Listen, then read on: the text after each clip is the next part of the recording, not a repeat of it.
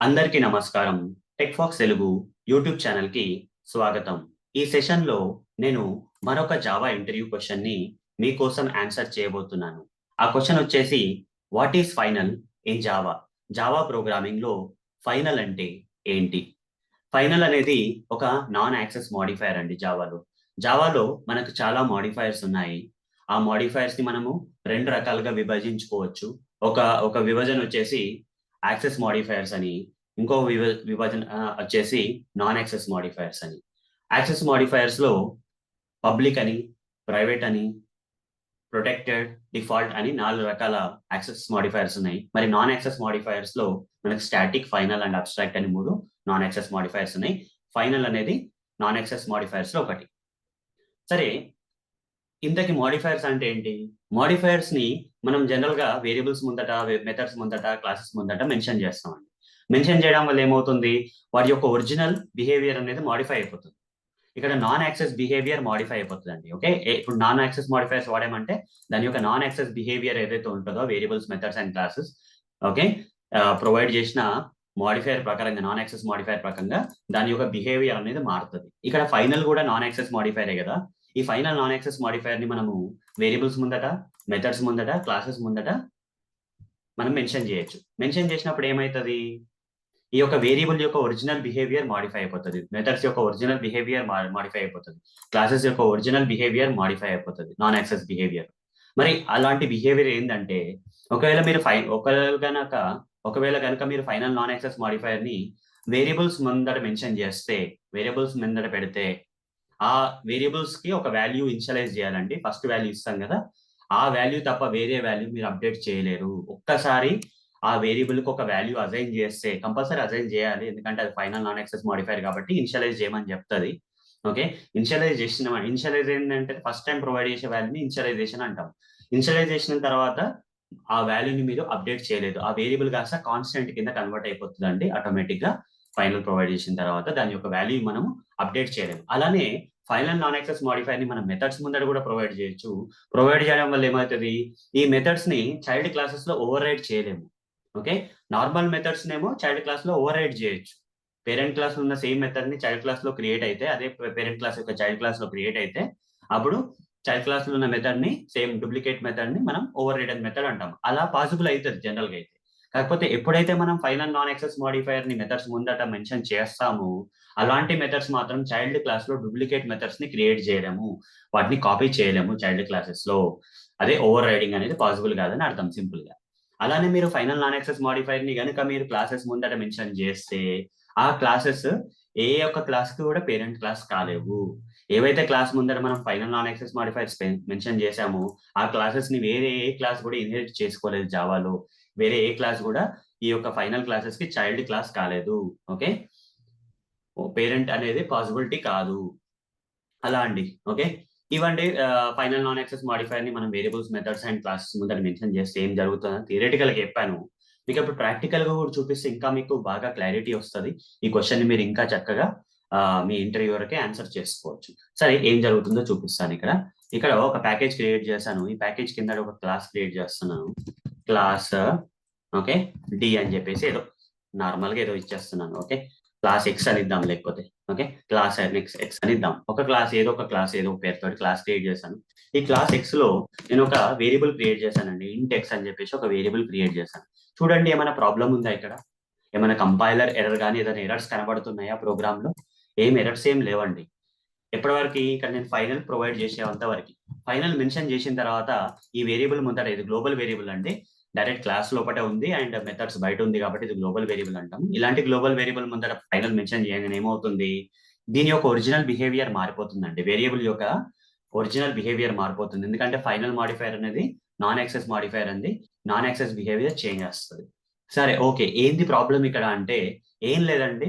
ఇక్కడ హోవర్ చేసి ఇది ఇనిషియలైజ్ చేయమని చెప్తది. ఇక్కడ చూడండి. ఇది ఫైనల్ వేరియబుల్ గదా! ఈ ఫైనల్ వేరియబుల్ ఖచ్చితంగా మీకు ఒక వాల్యూ అసైన్ చేయాలి. ఇనిషియల్ వాల్యూ అసైన్ చేయాలని చెప్తుంది. సరే, ఇనిషియలైజ్ చేయమని చెప్పిందని చెప్పేసి ఒక 5 అనే వాల్యూ ఇచ్చానండి. ఫైనల్ ఇంట్ ఎక్స్ ఈజ్ ఈక్వల్ టు 5 అంతా బానే ఉంది ఇప్పుడు.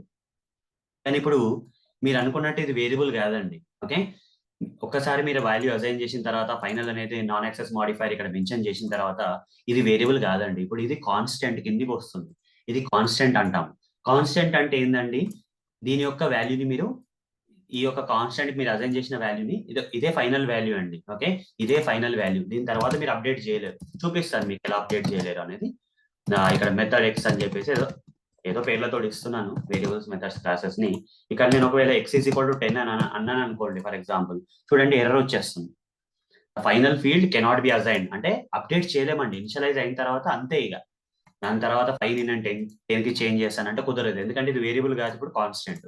ఎప్పుడైతే మనం ఫైనల్ నాన్ యాక్సెస్ మాడిఫైయర్ ని ఒక వేరియబుల్ ముందర మెన్షన్ చేస్తామో ఆ వేరియబుల్ కాస్త కాన్స్టెంట్ అయిపోతుంది. దాని యొక్క వాల్యూ అనేది మనం అప్డేట్ చేయలేము అనేది మీరు అర్థం చేసుకోవాలి. ఇదండి వేరియబుల్ ముందర final non access modifier specify చేస్తే ఏం జరుగుతుంది అనేది. మరి అదే ఫైనల్ నాన్ యాక్సెస్ మాడిఫైయర్ ని ఒకవేళ కనుక మెథడ్స్ ముందర మెన్షన్ చేస్తే ఏం జరుగుతుంది అనేది ఇప్పుడు చూపిస్తాను. ఓకే, ఇక్కడ ఇది తీసేసి ఒక ఇక్కడ సిస్టమ్ డాట్ అవుట్ డాట్ ప్రింటిఎల్ అని చెప్పేసి inside method X parent class అని రాస్తాను ఇక్కడ. ఓకే, సో ఇప్పుడు చూడండి, ఇప్పుడు ఏమైతుందంటే ఈ యొక్క క్లాస్ లో ఈ యొక్క మెథడ్ క్రియేట్ చేస్తాను కదా. అయితే నేను ఈ క్లాస్ కు ఒక చైల్డ్ క్లాస్ క్రియేట్ చేస్తానండి. ఓకే, ఇదే జావా ఫైల్లో ఇంకొక క్లాస్ వై అని చెప్పేసి క్రియేట్ చేస్తాను. ఎక్స్టెన్స్ అని చెప్పేసి క్లాస్ ఎక్స్ అని రాసేస్తాను. అప్పుడు ఏమైతుంది, ఇన్హెరిటెన్స్ కాన్సెప్ట్ మెన్షన్ చేశాం కాబట్టి ఎక్స్టెన్స్ కీవర్డ్ ద్వారా క్లాస్ ఎక్స్ ని క్లాస్ వై కి పేరెంట్ చేస్తాను. ఇప్పుడు ప్రాబ్లం అయితే ఏం లేదు. ఇదే ఒక మెథడ్ ని అచ్చుకుద్దినట్టు కాపీ పేస్ట్ చేస్తానండి. ఓకే, ఇక్కడ నుంచి కాపీ చేసి ఇక్కడ ఇమీడియట్ గా పేస్ట్ చేశాను. ఇక్కడ పేరెంట్ క్లాస్ బదులు చైల్డ్ క్లాస్ అని ఇంప్లిమెంటేషన్ రాస్తాను. మరి ఏమైనా ఎర్రర్స్ వచ్చాయండి? పేరెంట్ క్లాస్ లో ఉన్న మెథడ్ ని నేను చైల్డ్ క్లాస్ లో రాయడం వల్ల నాకేమైనా మెథడ్స్ వచ్చినాయా, నాకేమైనా ఎర్రర్స్ వచ్చినాయా అంటే ఎర్రర్స్ ఏమి రాలేవండి. ఈ మెథడ్ ఏదైతే చైల్డ్ క్లాస్ లో ఉన్న మెథడ్ ఓకే సేమ్ ఉందండి, పేరెంట్ క్లాస్ లో ఉన్న మెథడ్ కి సేమ్ ఉంది. చూడండి మెథడ్ ఎక్స్ అదే పేరుతో ఉంది కదా. ఈ మెథడ్ ని మనం ఓవర్ రైడ్ అని మెథడ్ అంటాం. ఎలా చెప్పొచ్చు అండి ఇది కన్ఫర్మ్డ్ గా ఇది చైల్డ్ క్లాస్ లో ఉన్న మెథడ్ పేరెంట్ క్లాస్ లో ఉన్న మెథడ్ ఓవర్ రైడ్ చేస్తుందని కన్ఫర్మ్డ్ గా ఎట్లా చెప్పొచ్చు? ఇక్కడ మీరు ఓవర్ రైడ్ అని రాసి చూడండి అన్నోటేషన్.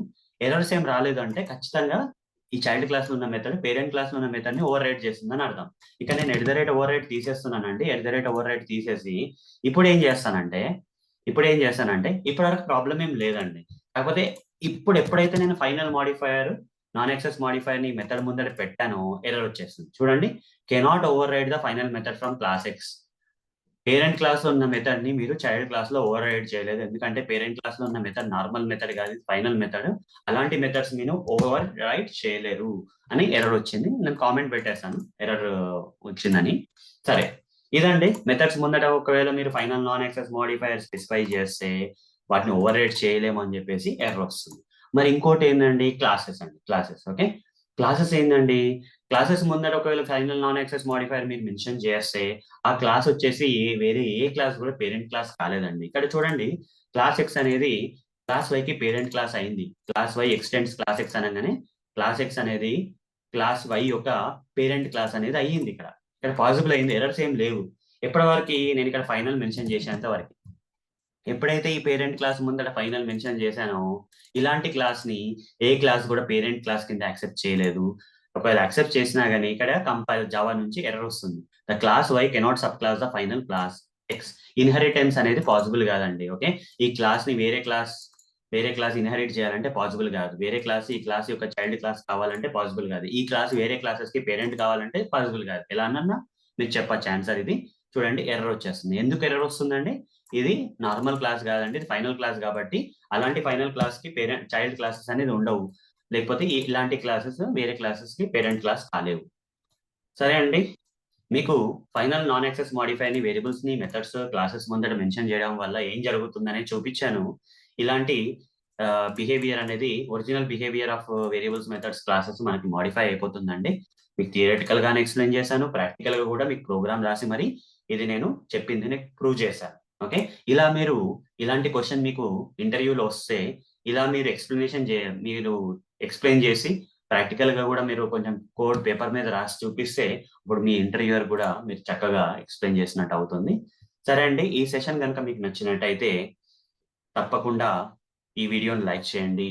అలానే నా యొక్క YouTube channel Techfox Telugu YouTube ఛానల్ని ఓకే సబ్స్క్రైబ్ చేసుకోండి. మీ friends, family members and circles లో ఈ ఛానల్ని అండ్ ఈ ఛానల్ సంబంధించిన వీడియోస్ని షేర్ చేయండి. అలానే మీకేమన్నా డౌట్స్ ఉంటే నన్ను కామెంట్ సెక్షన్‌లో అడగొచ్చు. అలానే మీ అమూల్యమైన ఫీడ్‌బ్యాక్‌ని నా కామెంట్స్ రూపంలో తెలియజేయండి. సరే అండి. ఈ సెషన్‌కైతే ఇంతే. వచ్చే సెషన్‌లో కలుద్దాం. ధన్యవాదాలు. బాయ్.